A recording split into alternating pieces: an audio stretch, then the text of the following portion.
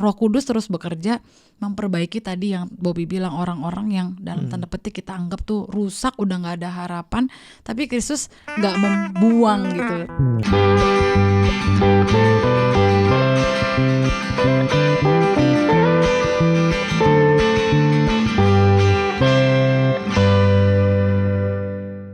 Hai teman-teman, kembali lagi Jalan Bareng Podcast. Perkenalkan, aku Bobby dan ini istriku. Ya, saya Pri. Kita berdua host dari podcast ini. Dan kali ini kita mau membahas satu topik yang berhubungan dengan hobi seseorang di antara kami. Siapa dia? Hobinya Bobby, yaitu adalah dia suka bener-benerin barang. Kalau teman-teman yang ngikutin mungkin media sosialnya Bobby udah lihat ya gitu ya, beberapa waktu ini juga sering ngepost benerin barang gitu. Sebenarnya ini bukan hobi yang baru di sini ya, tapi sejak dahulu juga udah dilakukan gitu. Nah, dari mahasiswa ya. Sampai kamu bete. Dari mahasiswa kumpulin mur, kumpulin baut gitulah. Jadi Bobby ini tendensinya adalah kalau misalnya ada barang yang nggak berfungsi, itu dia kayak apa nih yang bisa dilakukan untuk supaya barang ini tuh nyala lagi gitu, misalnya kalau barang elektronik gitu. Atau kalaupun misalnya udah parah banget nih harus dibuang, ya udah apanya ya yang diambil dari barang ini, misalnya murnya kah, atau kalau misalnya kayak waktu itu speaker magnetnya diambil gitu, atau apa, nanti dia nanti menurut dia barang-barang itu part-partnya itu akan bisa berfungsi lah, dipakai lagi nanti untuk apalah gitu misalnya. Suatu hari di masanya akan datang. Gitu. Nah, sebenarnya alasan kamu melakukan itu, maksudnya mengusahakan untuk yang memperbaiki barang atau apa tuh, apa sih sebenarnya? Maksudku selain dari kamu memang suka tukang-tukang, suka kayak pegang-pegang perintilan tuh apa gitu sebenarnya? Sebenarnya aku pengen sih melihat barang yang tadi rusak itu bisa berfungsi lagi gitu. Kayak ada harapan gimana ya kalau misalnya handphone yang tadinya rusak itu bisa hidup lagi gitu. Ya selain seru, pasti kayak wow gitu. Wah, tadinya ini rusak loh, bisa hidup lagi loh, bisa dicas dan bisa kita pakai untuk komunikasi misalnya kayak gitu kan. Atau misalnya yang paling sederhana lah, misalnya bangku yang bautnya udah longgar. Ya gampang kan, longgar patah dibuang gitu.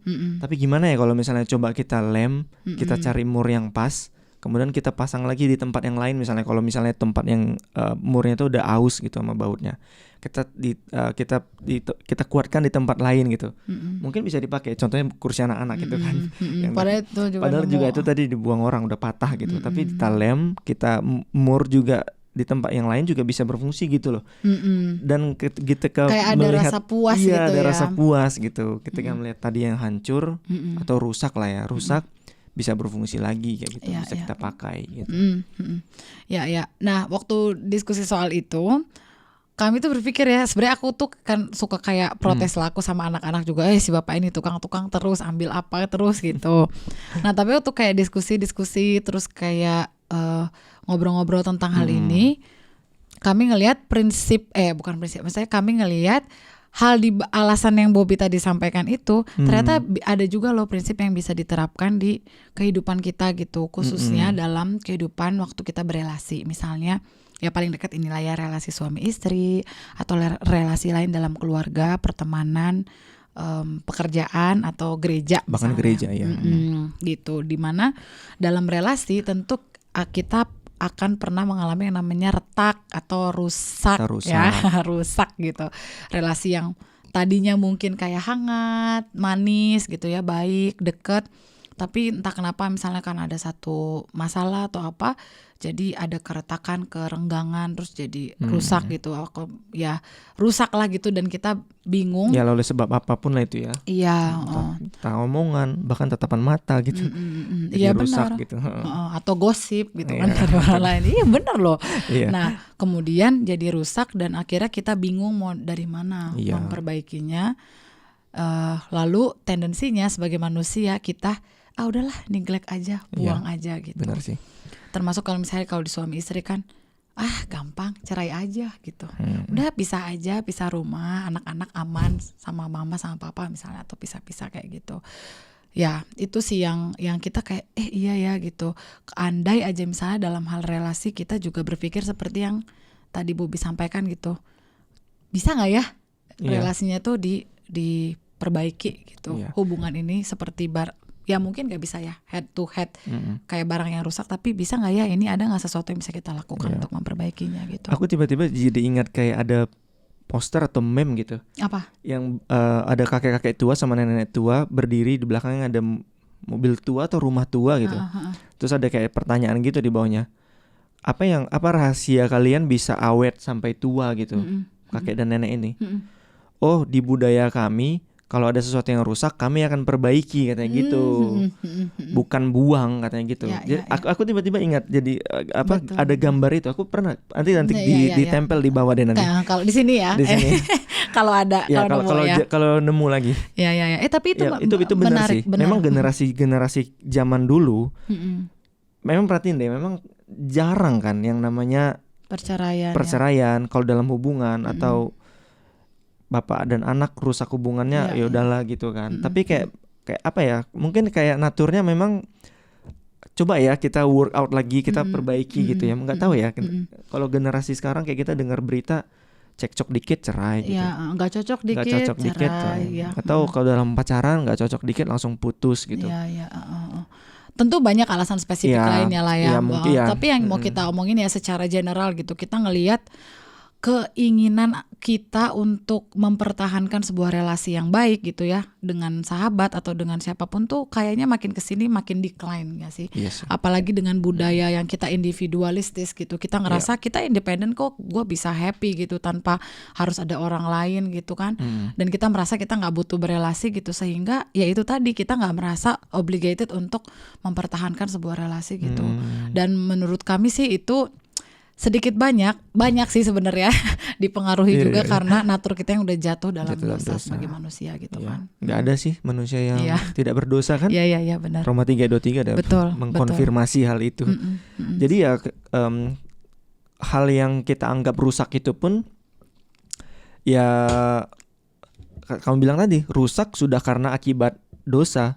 Dan definisi kita tentang baik pun tentang bagaimana dari rusak ini menjadi baik pun sebenarnya itu pun bukan baik yang sejatinya gitu loh sebenarnya. Karena relasi kita di dunia ini kan masih ada dosa gitu yang kayak kita berdua pun sebagai suami istri di dalam kita berhubungan berelasi pun ada dosa kan. Sehingga kadang-kadang ketika itu masuk kadang ada juga tingkah lakuku yang menyakitimu itu dan juga sebaliknya kayak gitu. Dan itu ya tapi at least ketika kita di dalam kebenaran firman Tuhan kita itu kayak pengen gitu anugerah Tuhan tuh terus menolong kita untuk gimana ya Tuhan caranya supaya aku tuh tetap keep ini relasi works gitu berjalan dengan baik sesuai dengan kehendak Tuhan gitu. Bagaimana suami dan istri berhubungan, anak dan ayah dan lain sebagainya lah gitu lah. Atau anak dan ibu dan orang tua dan lain sebagainya gitu. Ya aku setuju sih. Jadi semuanya tuh sebenarnya relasi bisa rusak satu karena dosa juga. Kita kan berelasi sama manusia berdosa.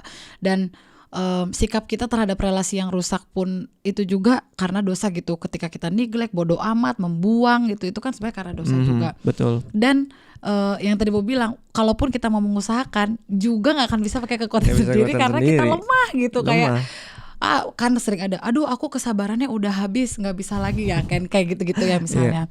Jadi ya balik lagi kita harus belajar dari firman gitu. Beberapa waktu lalu ya lebih tepatnya pada saat diskusi bahan ini tuh Bobby menyampaikan yang dari Yesaya 42 ayat 2-3 gitu. Mungkin kamu bisa bacain. Ya, aku bacain ya untuk kita ya. Yesaya 42 ayat 2-3, ia tidak akan berteriak atau menyaringkan suara atau memperdengarkan suaranya di jalan. Ini ngomong tentang hamba Tuhan yang kepadanya roh Tuhan ditaruh ke atasnya.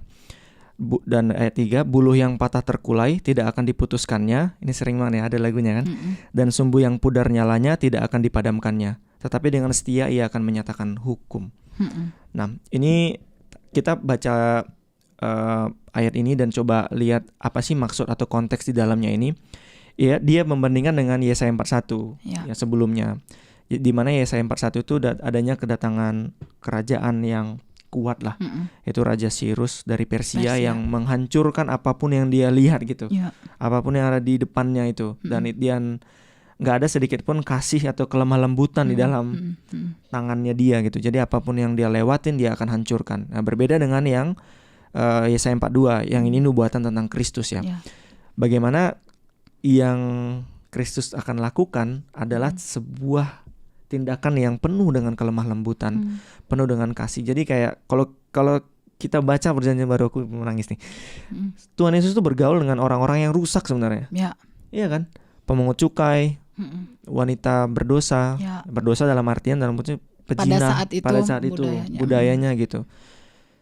Orang Farisi bahkan bahkan Nikodemus sebenarnya ya meskipun dia berbajukan imam tapi kan rusak juga sebenarnya. Murid-muridnya orang-orang rusak semua lah. Karena ya manusia berdosa yang dia hadapi. Judas Iskariot bahkan. Dia bertahan loh. Ya, jadi orang-orang rusak ini dia nggak libas gitu. Gitu. Dia kan Allah yang kudus ya. Harusnya Allah yang kudus tuh gimana ya? Karena Kristus tuh juga Allah kan. Maksudnya dia adalah Allah gitu loh. Dia bergaul dengan dosa yang kita susah sih. Realm kita tuh nggak bisa membayangkan bagaimana hal ini bisa mungkin terjadi kayak gitu. Tetapi kalau waktu kita melihat gimana dia lemah lembut gitu sama dengan kepada Petrus gitu, orang yang sudah menyangkalnya gitu. Sebenarnya kayak rusak ya sebenarnya Petrus ini kan. Tapi dia balik lagi di Yohanes pasal yang terakhir dia tanya lagi, dia perbaiki lagi. Wanita yang datang ke perjamuan yang diundang oleh Simon, dia angkat lagi. Dia bahkan namanya bahkan katanya akan diingat dimanapun Injil gitu. Diberitakan. Jadi Tuhan Yesus itu dengan lemah lembut gitu memperbaiki yang dalam tanda petik rusak gitu, rusak karena dosa. Dan why not kita orang-orang yang sudah ditebus, kita punya karakter yang sama dengan Kristus gitu. Benar. Ketika kita melihat sesuatu hubungan yang rusak, atau bahkan orang yang mungkin dalam kategori kita itu rusak gitu, kita bisa approach dalam tanda petik approach dengan lemah lembut seperti Kristus approach orang-orang tersebut gitu. Iya, dan itu kan bukan hanya kita bisa ngelihat itu juga bukan hanya berhenti di Alkitab gitu, kisah di mana kayak Kristus menjamah kehidupan orang-orang yang rusak, memperbaiki relasi yang rusak tuh bukan hanya kita lihat di dalam Alkitab berhenti di situ aja, tapi kita juga ngelihat selama hidup kita pastikan gitu, gimana dia memperbaiki hidup kita, memperbaiki relasi kita dengan orang lain, gimana kita mungkin pasti adalah cerita dalam hidup teman-teman sekali mungkin kayak ngedenger orang yang tadinya brutal banget tapi begitu kenal Kristus langsung berubah hidupnya. Itu kan terus bekerja gitu. Maksudnya Kristus tuh terus bekerja, Roh Kudus terus bekerja memperbaiki tadi yang Bobby bilang, orang-orang yang dalam tanda petik kita anggap tuh rusak, udah gak ada harapan, tapi Kristus gak membuang gitu. Dia melihat manusia tuh tidak seperti mata kita melihat mungkin manusia lain gitu. Dia melihatnya dengan penuh kasih sebagaimana dia adalah Allah gitu ya, Allah yang penuh kasih gitu. Meskipun manusia itu penuh dengan dosa ya. Iya benar. Karena tidak ada yang baik di dalam diri kita. Dia gak ngelihat ada yang baik nih bisa nih dipoles-poles itu enggak. Bukan dengan itu, tapi ya dengan anugerahnya dia sendiri. Ya dengan kebaikannya dia lah. Betul. Karena nggak ada satupun dari kita gitu yang layak untuk dikasihani dan diperbaiki gitu. Dan diberi. Dan bahkan tadi yang pas kita diskusi ini, Tuhan tuh bukan memperbaiki, misalnya nih ada kita rusak terus kayak diperbaiki, dipoles, bukan, tapi kita tuh udah mati dikasih hidup yang baru. Bayangin, mati udah nggak berfungsi, terus dikasih hidup yang baru gitu. Dan hidup yang barunya itu adalah hidup yang dikasih anugerah untuk capable bisa menjadi semakin serupa dengan dia gitu. Itu kan indah banget ya. Maksudnya akhirnya juga akhirnya ketika kita diberikan hidup yang baru itu kita dimampukan gitu untuk bisa yang tadi menjadi agent untuk bisa mengasihi orang lain yang mungkin sulit gitu ya. Untuk bisa punya courage, punya kasih yang besar, memperbaiki relasi yang misalnya yang rusak, relasi yang retak gitu. Karena aku percaya ya Kristus tuh menebus dosa kita di kayu salib gitu ya, bangkit naik ke surga, itu bukan hanya menyelesaikan supaya kita habis mati masuk surga aja. Ya itu penting tentu ya gitu. Tetapi dia juga meridim atau menebus cara kita memandang relasi gitu, cara kita berelasi, cara kita memperlakukan orang, itu tuh ditebus juga gitu sama dia, karena dia udah kasih kita hidup yang baru gitu kan tadi. Karena dia mau juga setelah kita ditebus, kita harus berproses menjadi serupa dengan dia gitu. Ya mungkin waktu kita sebelum ditebus 0% gitu serupanya dengan Kristus kan. Bahkan seteru dibilang. Seteru kan, ya dibilang ya.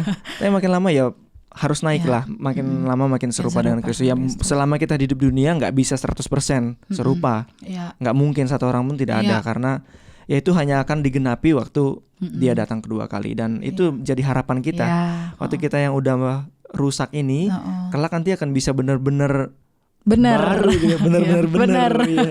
Waktu kita ketemu dengan pencipta kita. Itu setuju. Senang banget ya. Kadang kan kita juga misalnya nih ya, waktu kita berelasi misalnya sama sahabat kita atau sama keluarga, kita udah berusaha gitu gimana caranya ya sabar atau segala. Tapi kan kadang-kadang segala sesuatu tuh gak selalu berjalan sesuai dengan yang kita harapkan kan.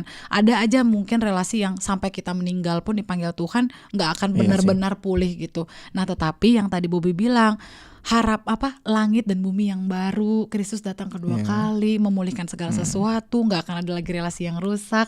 Itu menjadi harapan kita untuk terus setia gitu, untuk terus setia membangun relasi dalam kesabaran, dalam kasih yang Tuhan anugerahkan ke kita gitu. Dan itu jadi kekuatan sih kalau kita punya harapan ke sana gitu.